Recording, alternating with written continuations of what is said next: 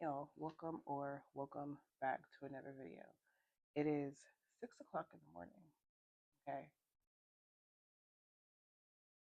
I'm studying still the book of Ezekiel, and I'm on chapter 12. This is one of the many dramatizations that Yahweh has Ezekiel to do. So it says, "Son of man, you are dwelling in the midst of a rebellious house. They have eyes to see, but they have not seen. They have ears to hear, but they have not heard, for they are a rebellious house. Therefore, Son of man, prepare your baggage for exile, and go into exile by day before their eyes, and you shall go from your place into exile to another place before their eyes. It could be that they see, though they are a rebellious house, right? They see what you're doing, but they have no clue as to why you're doing it or what for, right? Like he said, they have eyes to see, but they have not seen. They have ears to hear, but they have not heard. They don't comprehend. Okay? And you shall bring out your baggage for exile before their eyes by day, and at evening go before their eyes, like those who go into exile. Dig through the wall before their eyes, and you shall bring them out through it. Take them on your shoulders and bring them out at dark before their eyes. Cover your face so that you do not see the land, for I have made you a sign to the house of Yahazq'al." Right? And so Ezekiel does this. And in the morning, the word of Yahweh came to me, saying, "Son of man, did not the house of Yahazq'al, the rebellious house, say to you, what are you doing?" Well, y'all can clearly see what he's doing, right? Y'all, y'all see he's taking the baggage, right? Digging through the wall, going through the wall. Y'all see that, right? Y'all see that. But they're like, "What are you doing?"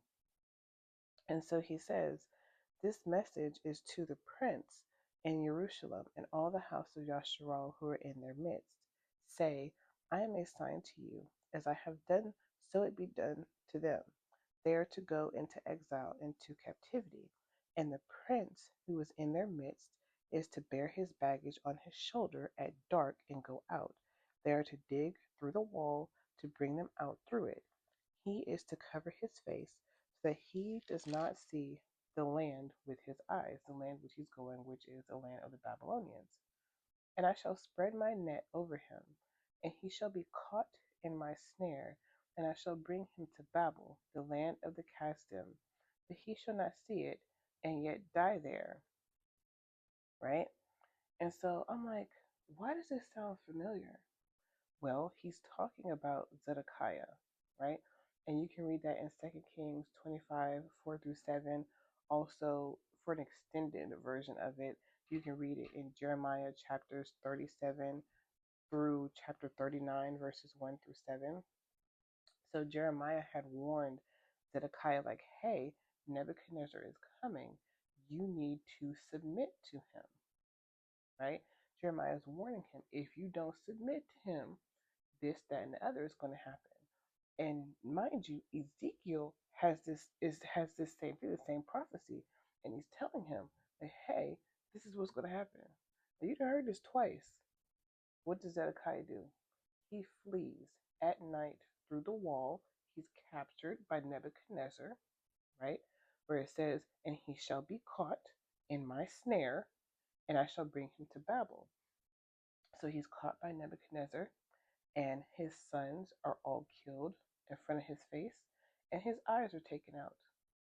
So he cannot see when he goes into the land of Babel, and that's where he dies. And it's like,